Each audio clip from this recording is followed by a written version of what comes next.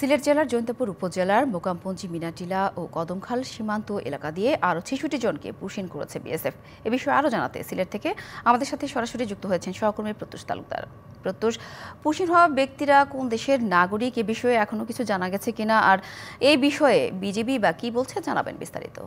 প্রথমে আমি বলতে চাই ১৪ মে থেকে আজ পর্যন্ত সিলেটের অর্থাৎ সিলেট জেলার বিভিন্ন সীমান্ত দিয়ে কিন্তু আজ সহ মোট ১৩৫ জন পুশিনের ঘটনা ঘটেছে।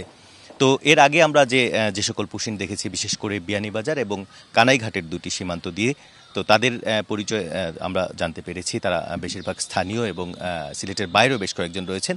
তবে আজকে যারা আটক হয়েছেন অনুপ্রবেশের দায়ে, অর্থাৎ পুশিন হওয়ার পর বিজিবি তাদেরকে আটক করেছে অনুপ্রবেশের দায়ে, তারা কিন্তু এখন ওয়ালটন আবারও মিলিয়নিয়ার অফারে ওয়ালটন ফ্রিজ কিনে আপনিও হয়ে যেতে পারেন মিলিয়নিয়ার। জানতে পারবো।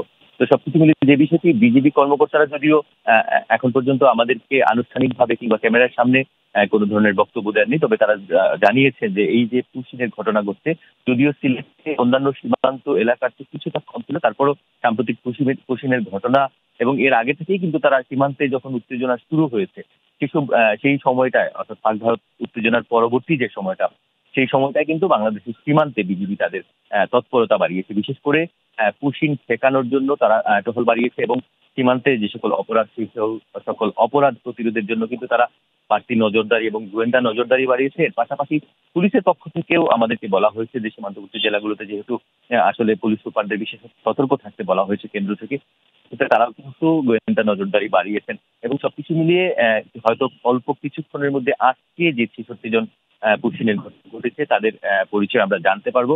পরবর্তীতে হয়তো সে পরিচয় আপনার মাধ্যমে দর্শকদের জানিয়ে দিতে পারবো। আবারও আপনার সঙ্গে যুক্ত হব। ধন্যবাদ প্রত্যুষ।